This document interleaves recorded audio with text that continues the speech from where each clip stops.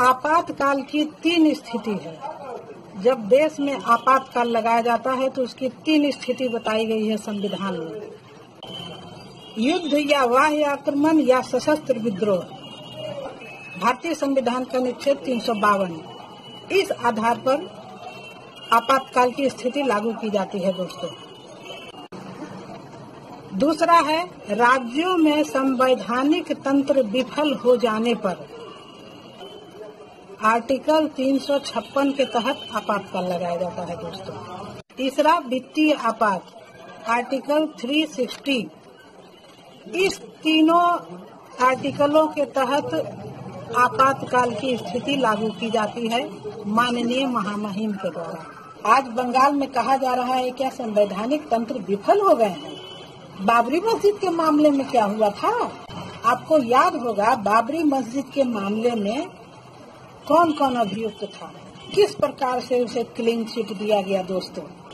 उलझुल बातें की जा रही है। जिस लीडर ने खुद एक्सेप्ट किया था कि हम इस मामले में थे उसको क्लीन चिट दिया गया। बीजेपी जो हवा बनाई हुई है और जो वार्तालाप टीवी पर दिखाई दे रहे हैं वो बिल्कुल ही लगता है कि कितनी छटपटाहट है बीजेपी में बंगाल में घुसने के लिए।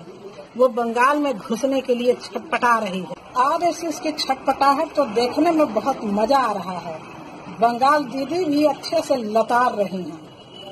तो दोस्तों समाज को यह समझना पड़ेगा कि आरएसएस बंगाल में घुसने के लिए इतनी लालायित क्यों है।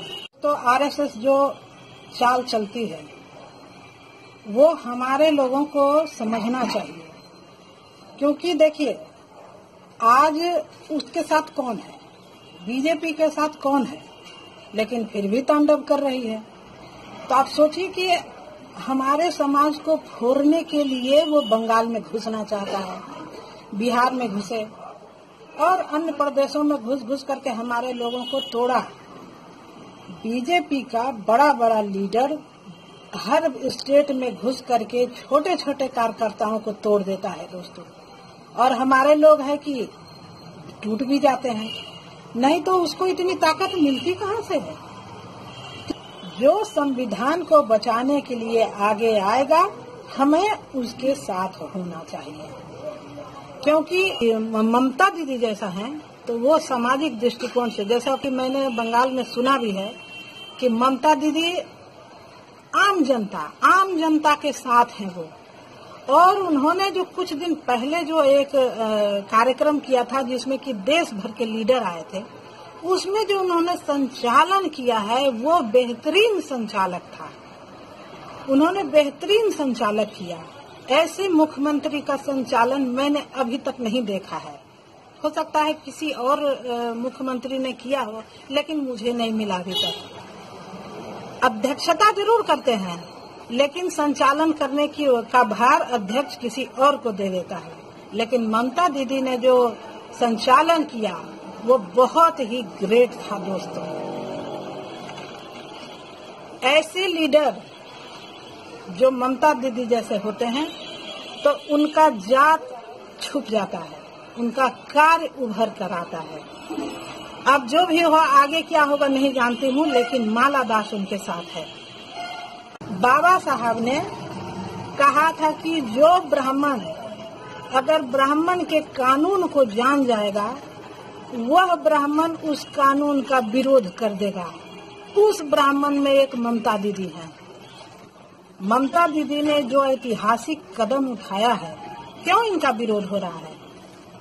क्योंकि आपको याद होगा गंगू भट्ट ब्राह्मण जो बनारस के थे, गंगू भट्ट ब्राह्मण को शायद अभी तक आप लोग भूले नहीं हैं। अगर नहीं भूले हैं तो फिर ठीक है, लेकिन अगर भूल गए हैं तो मैं याद दिलाती हूँ आपको। गंगू भट्ट ब्राह्मण छत्रपति शिवाजी महाराज को बाएं पैर के अंगूठे से तिलक लगाया था दोस्तों। याद है ना गंगू भट्ट ब्राह्मण का? उस गंगू भट्ट ब्राह्मण को ब्राह्मणों ने हत्या कर दी थी। कारण उन्होंने यह बताया था, जो इतिहास बता रहा है, कि मनु शास्त्र में जो कानून दिया गया है ब्राह्मणों के लिए उसकी अवहेलना उसने की। मतलब कि जो कानून वो चाहते हैं, अगर उसके खिलाफ कोई ब्राह्मण भी चला जाए तो फिर उसे बर्दाश्त नहीं, उसकी हत्या करवा देता है। ये मैं नहीं कह रही हूँ, ये इतिहास कह रहा है। मुझे तो तकलीफ इस बात की है कि हमारे ही लोग हैं जो कि बीजेपी को मजबूत किए जा रहे हैं।